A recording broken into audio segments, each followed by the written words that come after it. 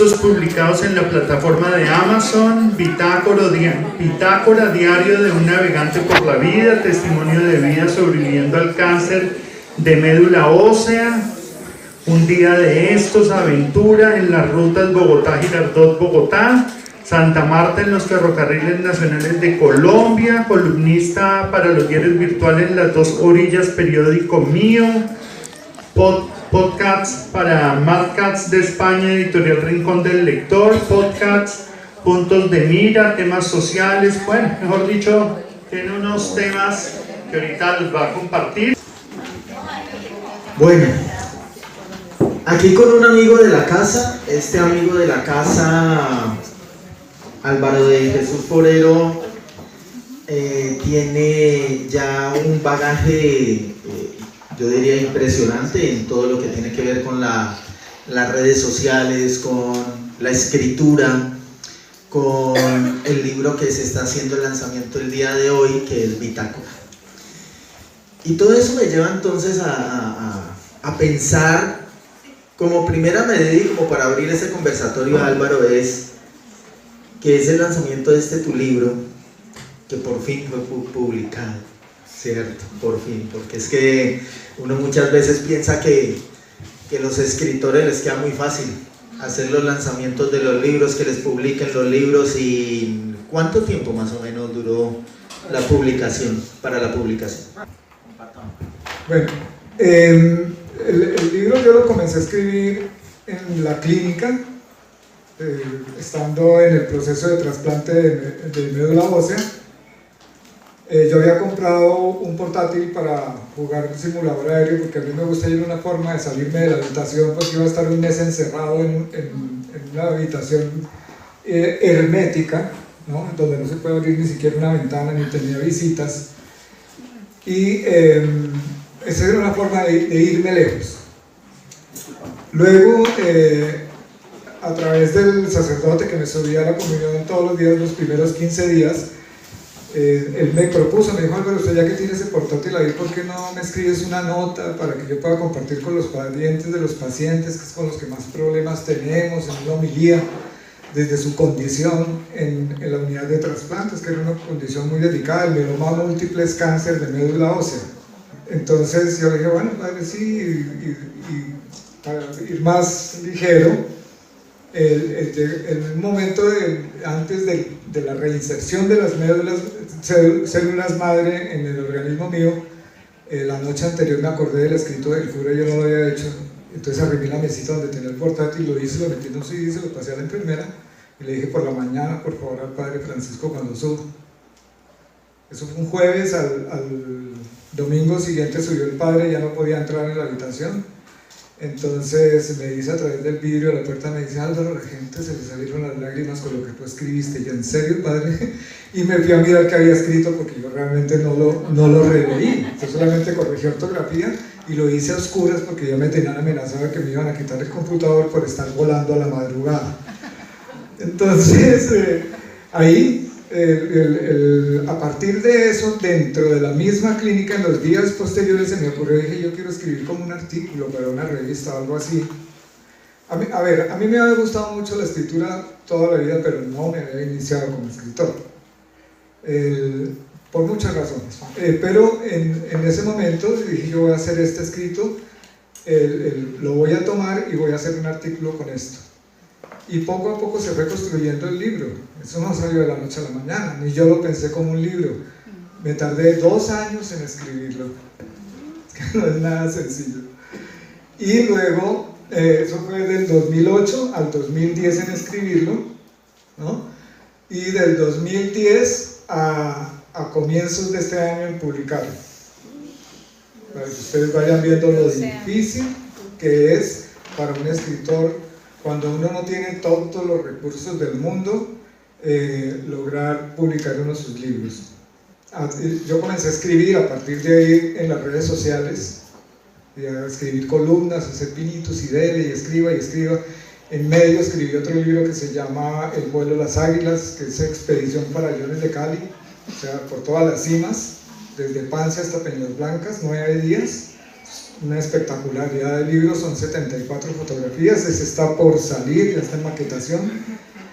Y me vende de España, la editorial Rincón del Lector, ve mi blog en Facebook y me hacen la pregunta un día, que si yo tenía de pronto un libro que ellos me lo podrían publicar con una oferta muy buena, porque es que el proceso de maquetación, diagramación, corrección de estilo, corrección ortográfica vale plata. Y esa es una de las razones por las cuales realmente, y lo digo pues con toda la alegría de que se pudo dar, ¿no? Este libro y 8 que he escrito hasta el día de hoy. Wow. Que ya vienen en camino, viene ese, viene otro, ya están 2 por salir muy cercanos y 4 más que están en proceso. Entonces, por ahí vamos.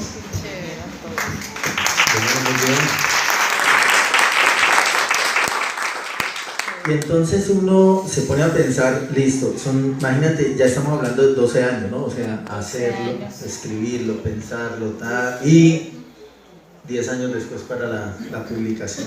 Y sobrevivirlo. Y sobrevivir ese cuento. Ahora, el por qué bitácora. O sea, uno sabe que bitácora, usted puede hacer su bitácora. Es más, yo les he dicho a los voluntarios, hagan su bitácora de lectura cura.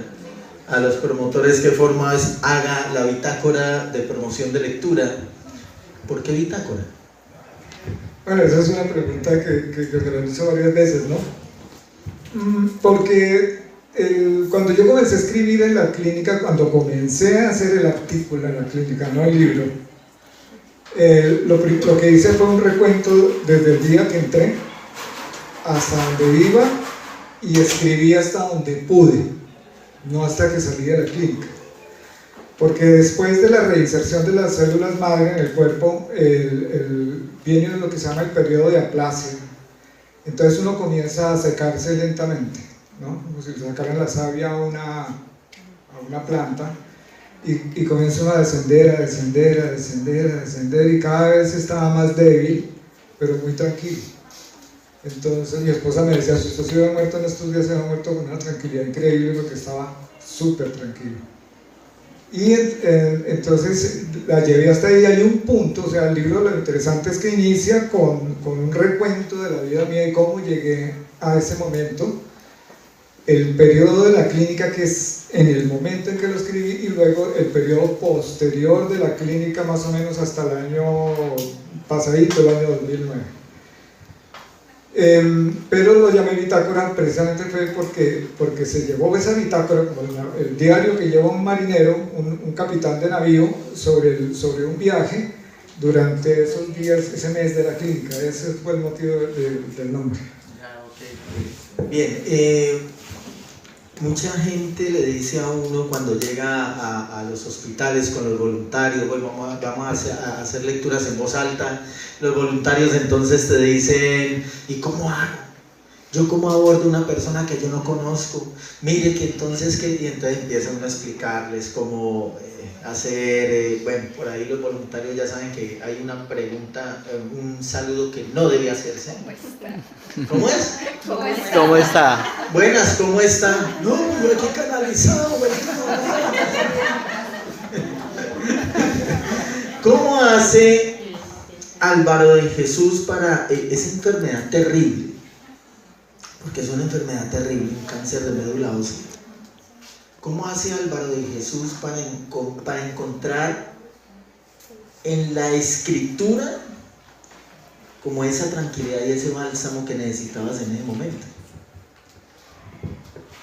Bueno, ¿qué necesita uno cuando está metido en una cama, cuando te han dicho que tienes una enfermedad incurable, mortal y agresiva? Las 3 cosas. Yo lo primero que le dije al médico es, doctor, si es incurable, mortal y agresiva, pues déjenme así. Y yo me muero despacito, más bien me voy para algún lado y me pongo a hacer alguna otra cosa, pero meterse, cuando le hablan a uno de trasplante de médula ósea, le están hablando en mandarín. Uno no sabe qué es eso. Yo comencé a documentarme, hoy en día, bueno, yo me acuerdo que un médico me dijo un día, no, un médico coreano, esos acupunturistas, ¿no?, que estuve después del trasplante, me dice, no pensar más, no pensar, o sea, que no siguiera pensando en el cáncer. Pues escribí un libro sobre eso, he dado varias conferencias sobre eso y aquí me tienen hablando sobre eso, o sea, no tengo problema porque eso ya es una resiliencia sobre la enfermedad. Entonces, y logré asumirla, pero uno ahí en ese momento, ese efecto,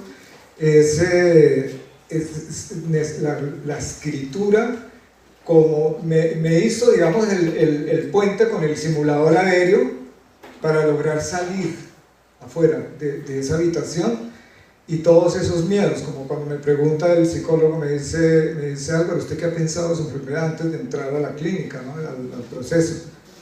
Le dije, nada, doctor. Me dice, no, volvamos a empezar. Usted tiene que haber pensado alguna cosa, ¿no? ¿Qué ha pensado su enfermedad? Le dije, nada, doctor, porque si yo pudiera resolver esto con una calculadora, téngalo por seguro que ya lo había hecho. Pero como yo no puedo resolver esto, pues tengo que ponerme las manos de ustedes. Si a usted lo que le preocupa es que yo me aviente del 7º piso al primero, no, eso no estoy seguro que no lo voy a hacer, pero hagan ustedes lo que tienen que hacer y yo hago lo que yo debo hacer. Entonces me dijo, ¿y usted qué es lo que debe hacer? Le dije, poner todo el entusiasmo que pueda, porque es lo que se necesita. O sea, a mí me sacó no solamente eso, ¿no? La risa. Porque yo comencé a reírme desde las quimioterapias. ¿Por qué comencé a reírme desde las quimioterapias? Porque cuando llego y encuentro una sala de gente sentada así, pasándole la quimioterapia, y a mí me había dicho un sacerdote amigo, me dijo, llévate el rosario y unos libritos espirituales y te pones a leer, para que... Y yo me llevé el rosario y los libritos espirituales y me senté ahí, y cuando empiezo yo a ver ese panorama de pacientes en ese estado tan deplorable de tristeza, de desasosiego, de cáncer, muerte, los parientes igual. Entonces yo dije, no, la oración mía va a ser la alegría, y comencé a molestar a las enfermeras y a contar cuentos, y al ratico todos esos pacientes se estaban riendo. Qué bueno. Entonces yo dije, por ahí es. Y en la clínica también fue una fiesta. A mí me hicieron una despedida a las enfermeras laterales porque yo necesito molestar la vida todo el tiempo. La alegría, la risa, el amor, el aceptar. Recuerden que siempre hemos hablado de la aceptación, el aceptar el proceso, el aceptar lo que estamos viviendo. Eso es complejo, eso no es fácil, no es fácil.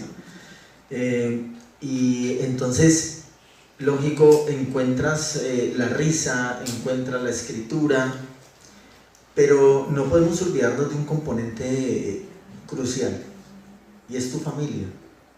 ¿Qué pasa con la familia en el momento en que le dicen a Álvaro de Jesús, usted tiene cáncer de médula? Es que lo curioso es que la hija, la que ahora es mayor, ella es médico veterinario, al fin y al cabo es médico. Cuando llegamos por la radiografía que me tomaron, recuerdan que yo hice una pregunta, bueno, por la radiografía que me tomaron de la pelvis, entonces los huesos estaban todos porosos, porque el mieloma se come los huesos. Y con la cáncer de próstata pasa algo parecido. Entonces yo cogí la lectura del radiólogo y mi hija sacó la radiografía. Y yo me puse a leer y leo mieloma, presenta múltiples lesiones osteolíticas con aspecto de apolillado que pueden estar comprometidas con un mieloma múltiple. Mandarín otra vez. Entonces le digo yo a Ángela, le digo, nena, ¿qué fue que me tragué una polilla? ¿Qué fue lo que pasó? Entonces ella me dice a secas, no papi, mieloma es cáncer. Así, ¿no? Y me quedé yo mirándola, le dije, cáncer, si yo no tengo ningún problema, no tengo ningún problema de salud, tenemos un dolorcito aquí en la espalda nomás. No, pero es que mírenlo cómo está la conformación de los huesos. Ahí empezó, ¿no? Me mostró, comenzó todo el proceso. Pero lo más interesante de mi familia ha sido siempre también la risa, como aquí está mi hija María del Mar. Entonces, ese humor, ¿no? De chiste, ellas me pusieron, cuando salí de la clínica, me pusieron Smigol. No, en serio, porque es que yo no salí ni siquiera blanco, salí gris, ¿no? Completamente calvo y así encorvado. De verdad, yo no me, era tanta la debilidad que yo hacía así para mirar a las personas porque no me podía enderezar. Entonces, ¿cómo dice Smigol? ¿No? Así, igualito. Entonces, pues claro, o sea, ese tema del humor, digamos, nosotros logramos asumir como familia, empezar a integrarnos dentro de una enfermedad catastrófica, pero también logramos entre todos asumir la posibilidad de la muerte, porque era una posibilidad. Entonces, yo ordené todas mis cosas, lo que tenía que ver con los negocios, todo, hice las sesiones, me quité todo de nombre mío, porque ¿para qué dejar sus sesiones? Y le entré al negocio de curarme. Entonces, alguien me preguntaba un día, me dice, Álvaro, ¿y usted cómo hizo para pelear con ese cáncer? Yo le dije, yo no peleé con el cáncer. Yo me hice amigo de él y le pedí que se fuera. Y realmente es una forma de lograr una resistencia, no es una resistencia de lucha, sino es una resistencia de conciencia, que es diferente. Para poder uno integrarse dentro de lo que le está pasando y admitir que pueden haber muchas posibilidades. Okay. Y entonces ve uno, afortunadamente, yo lo digo así, afortunadamente nosotros como familia conocemos hace muchos años, tu familia, conocemos a Álvaro desde hace mucho tiempo, y tuvo que, o sea, vivir todo ese proceso que fue muy duro. Y esa unión de familia, como esa risa, por ahí veíamos una risa toda contagiosa, lo más de buena, ¿sí? Cómo esa risa lleva entonces a eso que me parece tan bonito que estás diciendo, ¿no?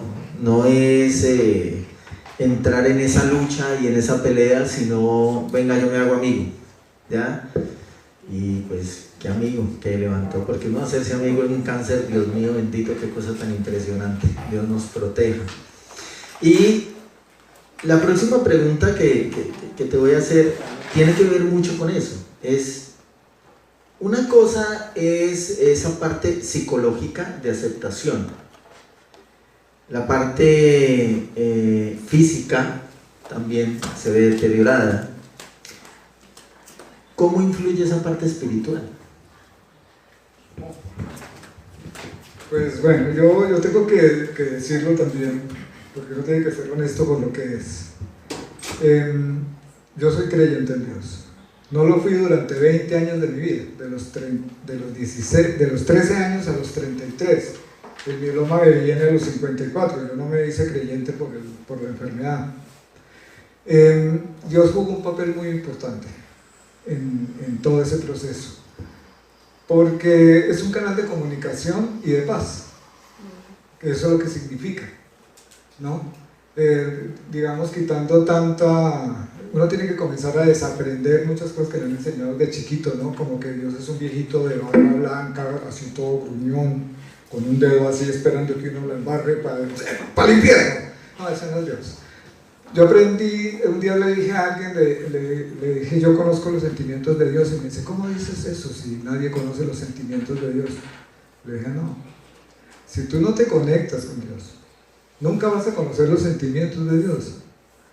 Entonces esa conexión se establece de corazón a corazón, eso no viene leído, ni viene en muchos rezos, ni cuántas veces vas a misa o vas al culto, sino vas a la iglesia católica. No tiene nada que ver con eso, es una relación de conciencia, y eso alimenta la parte espiritual, porque hay una cosa bien curiosa que quiero que a ustedes les quede en este conversatorio, y es nosotros tenemos unos bríos muy grandes en el cuerpo, ¿no? Cuando estamos sanos. Entonces uno se levanta, uno se sienta, se va para un lado, se va para el otro, toma decisiones, se enoja, no se enoja, se ríe, decide uno. Pero cuando el cuerpo está en proceso de desactivación, o sea, con una posibilidad muy alta de morir, hay dos caminos. O usted se resiste completamente a lo que le está pasando, y entra en una angustia y en una furia contra la enfermedad y contra sí mismo, y comienza a decir, es que ¿qué hice yo para tener esta enfermedad? Era que fumaba mucho, era que bebía mucho, era que hacía esto, era que hacía lo otro, ¿por qué no me cuidé, no hice ejercicio, mil cosas, cuando es algo que uno no, ni lo presiente, ni lo previene, ni lo quiere, que es la diferencia. Entonces, si entras en esa sintonía de la amargura, entonces te vas a convertir en los últimos días de su vida en una desgracia, y en una desgracia para todos los parientes. Eso es y para las enfermeras y para todo el mundo. Es que no hay cosa más alta que un paciente bien terrible. Pero cuando usted toma la otra sintonía, que es la sintonía espiritual, y se conecta desde sus mismos recuerdos, desde sus mismas experiencias de la vida, porque todo va sumando, es como si ustedes van poniendo ladrillitos para construir un edificio. Entre eso está la montaña, por ejemplo, con la experiencia de ese libro, que fueron muchos años de alta montaña. Entonces todo eso se traduce en riqueza espiritual, porque cuando yo hacía alta montaña no era creyente, pero sí era espiritual. O sea, no tenía una relación con Dios, pero sí era espiritual, porque la montaña lo obliga. Ahora, si usted entra en esa otra sintonía es muy diferente, porque el cuerpo se va pacificando y va disminuyendo todos esos bríos, pero el espíritu se va elevando. Y en esa elevación tú te puedes morir y no hay problema. Acepta uno como bienvenida a la muerte. Por eso yo le dije una vez en una oración personal, ¿no? con Jesús en la cama, en la clínica, le dije, Señor, yo sé que tú no estás a mi lado, sino me tienes en tus brazos. Yo estoy muy cómodo así, vámonos, que usted cuida a mi familia mejor que yo. En ningún momento le dije, no me vaya a dejar morir, no le camine, vámonos. Le dije, pero si usted quiere que yo me quede un tiempito más aquí. Sí, por si acaso. Sí. Por si acaso cuaja. Claro, entonces yo le dije, yo te prometo que le voy a gritar al mundo entero que tu amor está vivo. Esa es la razón de la escritura. Qué bueno. Esa es la razón de los libros.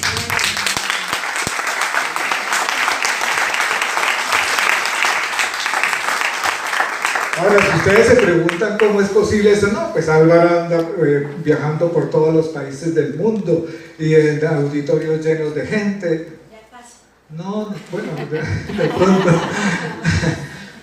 No, yo no tenía Facebook, no tenía Messenger, no tenía nada, pero el portátil tenía una palanquita que se le movía y cogía Wi-Fi y lo agarrábamos de este centro comercial, Jardín Plaza. Y las enfermeras me enseñaron, don Álvaro, ¿usted tiene Facebook? No.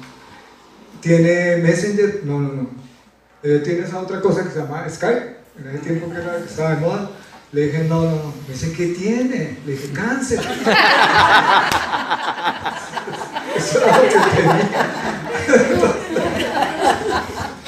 Entonces, claro, a través de las redes sociales, desde hace 15 años para acá, le estoy llegando a 42 países con el mensaje. Wow. Con una cantidad de seguidores interesantísimos y cada vez mejorando un poco más. La pandemia me sirvió para entrar en cuestiones ya diferentes, ¿no? Como edición de videos y todas esas cosas, y podcast, y bueno, ahí vamos progresando un poquito. Bueno, y eso es muy importante. Miren que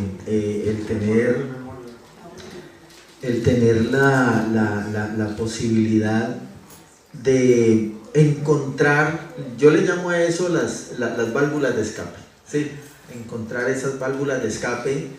Yo creo que para mí fue la lectura, y más que todo la lectura compartida en familia, con mi hijo, con todo el proceso. Y ver cómo, por ejemplo, Álvaro escribe de una forma muy sabrosita, digo yo, él escribe de una forma muy sabrosita, muy entendible, muy fresca, una cosa como que lo atrapa a uno.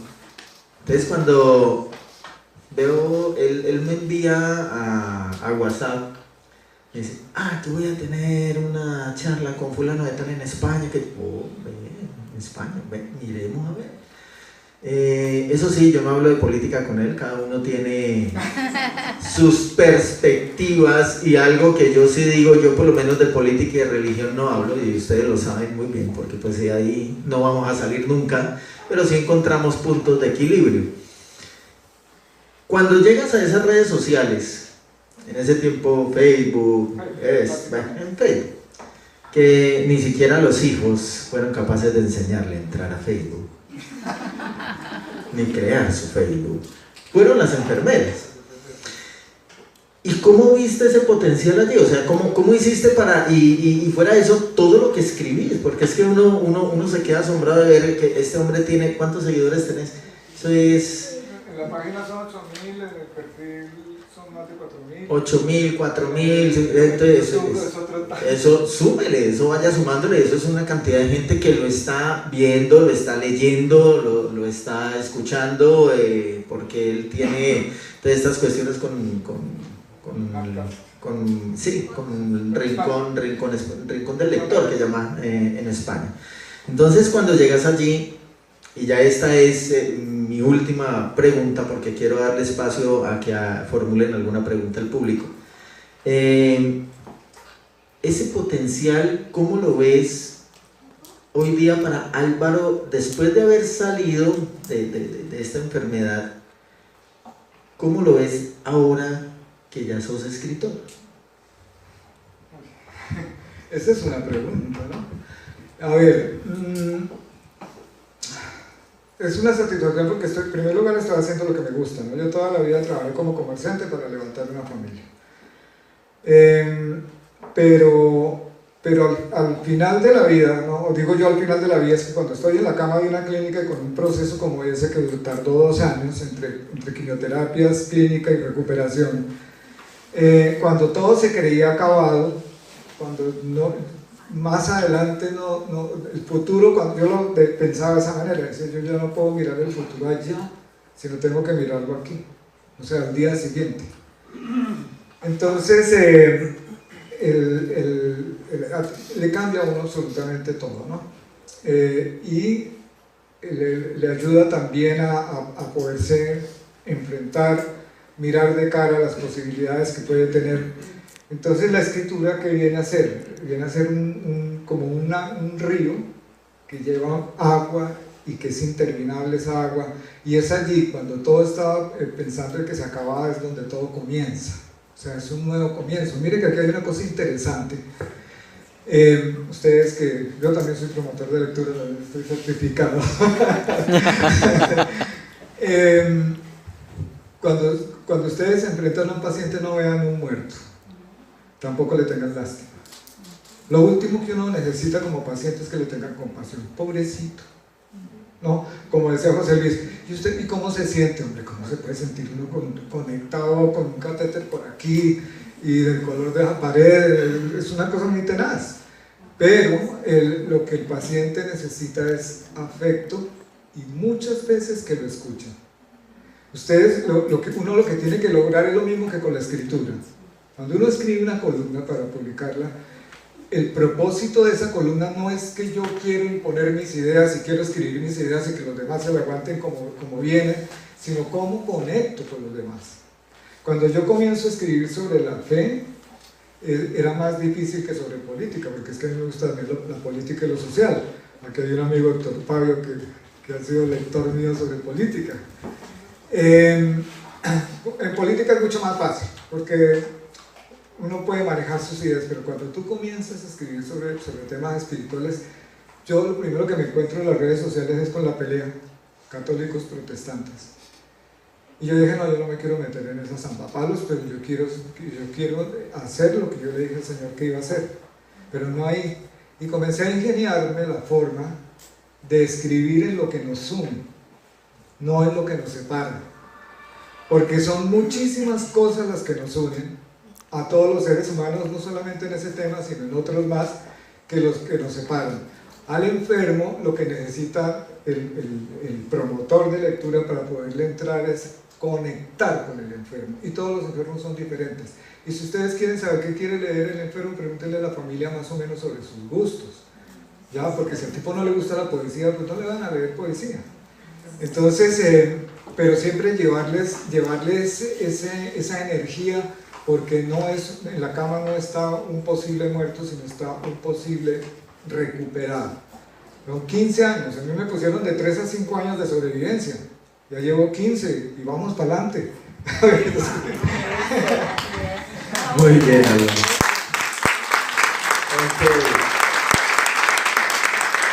Ahora lo que a usted le gusta.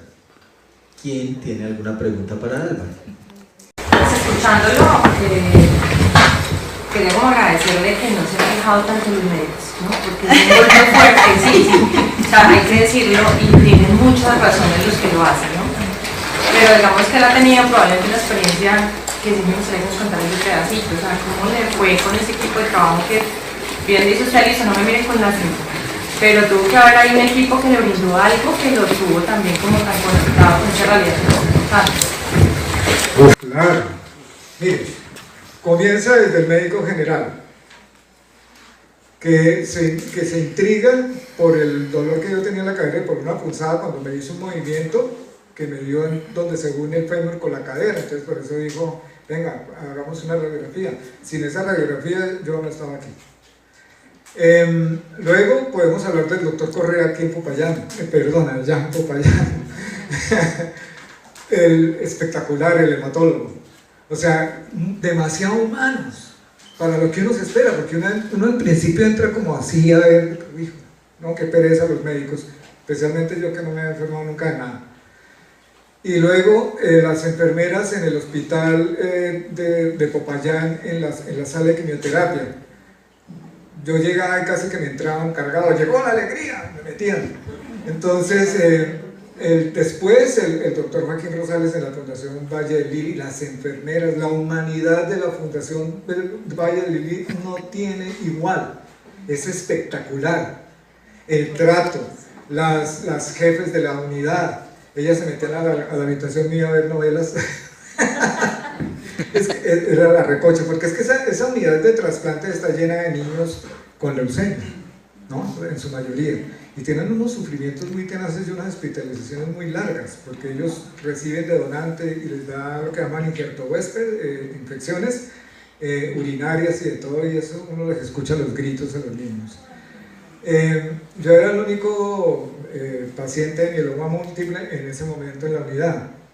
Entonces, pues claro, conmigo era la charla y yo aprovechaba porque es que la conversación le ayuda a uno muchísimo intercambiar con las otras personas a salirse, ¿no? de dejar de pensar.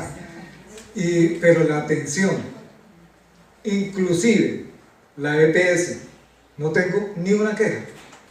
Yo no tuve que ponerme una tutela, ni un derecho de petición, ni ir a jueces, ni abogados, ni nada para que me dieran el bortezomib que estaba fuera del post y es carísimo, que es la quimioterapia 4 ciclos, para que me hicieran un trasplante de médula que vale todos los millones que ustedes quieren, porque eso es un proceso científico, en el libro lo cuento, de manera que, ¿no? Tienen que comprarlo. Ahora les dejamos en el WhatsApp, ¿no? Me escriben, anótenlo si quieren y yo les paso el enlace, los enlaces de Amazon para que ustedes puedan adquirir el libro. Es muy barato, $5.70, y se lo pueden pedir en ebook, o que es el Kindle Book para descargarlo, que vale menos, vale $2 algo, o lo pueden pedir en pasta blanda, como gusten. Pero también es una participación de ustedes hacia un escritor colombiano que necesita también surgir, ¿no? Que eso es lo importante. Listo. ¿Quién quiere hacer otra pregunta? Fondo. Bueno, yo conozco a Padre Jesús hace aproximadamente 15 años. Amigo, lo catalogo más como un dador, como un concientizador en la parte espiritual y en la parte política, porque es que la política, pues desafortunadamente todo el mundo habla más de los políticos, pero es que todo es política. Desde que hablamos de Aristóteles, todo es política, todo es con política. La política hace las relaciones de las personas, y en ese sentido nos conocemos en las redes sociales y lo que hemos hecho y hemos construido en tanto tiempo es llevar conciencia a mucha gente en Colombia. Llegamos a tener el grupo más grande en redes sociales que se llamaba Construcción Sumaria, ¿no? Hacíamos inclusive foros, y en esos foros inclusive llegamos a tener a Tiro allí.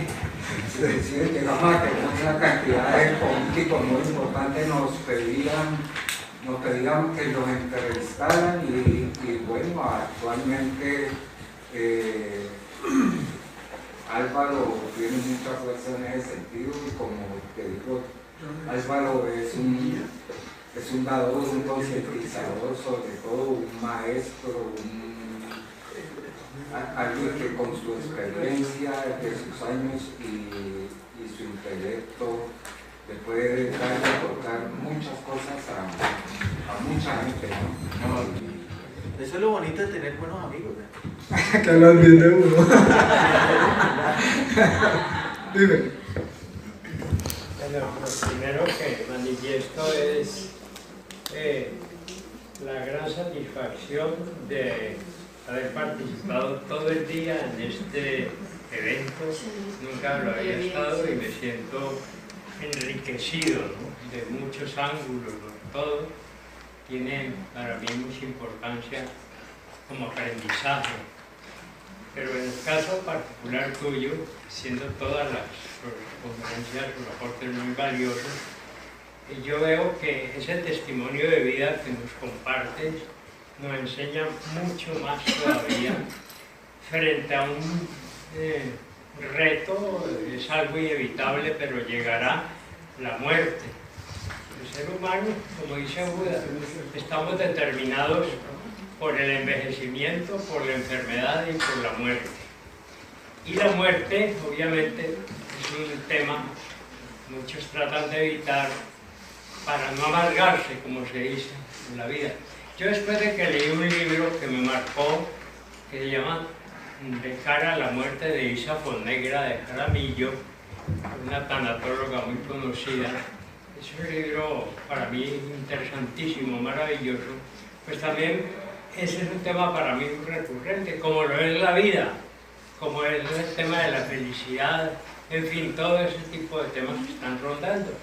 Pero escuchándote, pues pienso que es una charla muy completa. Yo te conocí hace apenas que media hora ahí en el receso y me siento pues admirado por tu forma de expresar lo que has sentido, lo que has vivido. Pero me surge una pregunta, pues también valoro es el reconocimiento al personal y a las instituciones médicas, porque respetando pues, eso que piensa mucha gente es Dios me salvó, es decir, todo lo que le ocurrió positivo fue porque Dios lo salvó, y se olvidan de esa parte humana médica maravillosa, ¿no? Es decir, que hay gente muy valiosa que también hizo parte de tu recuperación, la misma institución y demás. Sin embargo, al final, estoy pensando, te asistieron pensamientos en todo ese trance tan duro, en términos de que si me muero, me voy a salvar, hay otra vida que va a compensar tan sufrimiento. ¿Crees en eso que la religión católica, bueno, y muchas otras, dicen, bueno, muero pero resucito en Dios, ¿no? En las oraciones repiten mucho eso. Y hay gente que acepta ya todo sufrimiento y sacrificio porque abonan a la gloria de estar después al lado de Dios. En fin, todo ese pensamiento que es respetable, aunque yo no lo comparta, pero en términos tuyos, por todo eso que has pasado, ¿crees que hay otra vida fuera de esta vida? Que compense algo y que sea el encuentro con Dios o con otros seres. A ver, tajantemente sí, ¿no? Pero eso tiene una explicación que queremos que hagamos. Eso va para una conferencia de por lo menos un ciclo de conferencias de 2 horas cada una, por lo menos 3 o 4, porque es que es un tema muy profundo. ¿Por qué? Yo no regresé a la iglesia, digamos, a Dios, después de haber sido ateo durante 20 años. No regresé ni por una enfermedad, ni por una catequesis, ni porque alguien vino y me echó el cuento, porque yo no quería saber nada de la iglesia, de los curas, ni de nada, sino por un encuentro personal con Dios. Por eso yo me atrevo a decir que yo conozco los sentimientos de Dios, aunque alguno diga, ay, pero nadie conoce, ¿cómo que no? Claro que sí. Y yo he entendido una cosa de Dios. Se lo voy a decir en unas palabras corticas. Una vez mi esposa me invitó a una reunión de esas de parroquia que a mí no me gusta ir. ¿No? Entonces fui obligado. Y cuando llegamos ya estaban reunidos, había un montón de señoras, y había el cura, estaba ahí, todos así como en círculo, en el salón parroquial, y nosotros entramos tarde, y me senté, y había una muchacha conversando, hablando, y me puse a poner la atención que estaba diciendo. Entonces ella decía, es que yo estaba en los testigos de Jehová, estaba con los budistas, estaba con los mormones, con los unos, con los otros, aquí, allá, allá y allá, y en ninguna parte podía encontrar a Dios. Y vine aquí, a la iglesia católica, a ver si aquí sí lo encuentro. Entonces las señoras que estaban ahí, las señoras con muy buena voluntad, ¿no? Ellas me comenzaron a explicarle, no, mire niña, no, es que... Y yo cuando empecé a ver lo que la señora le estaba diciendo, escuchar, yo dije, esta va a salir peor de lo que entró. Entonces hice así, pidiendo la palabra, y mi esposa me agarró el brazo porque dijo, ¿ahora qué va a decir? Porque ya me conoce. Entonces ya era tarde porque cura ya me había dado la palabra. Entonces me dirigí mirando a la muchacha y le dije, ¿por qué no vas a tu casa y lo buscas debajo de tu cama? Puede que ahí lo encuentres. Oiga, cuando yo me quedé hace un minuto en silencio, el cura se quedó mirándome las señoras. Haga de cuenta un rayo en la mitad de esa sala, ¿no? Mi esposa nos íbamos la ventana atrás para aventarnos por ahí. Cuando la muchacha estaba preparando los misiles para lanzármelos, ¿no?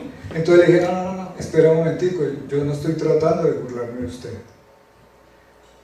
Me dice, ¿no? Le dije, no, yo lo que estoy es tratando de llamarle la atención.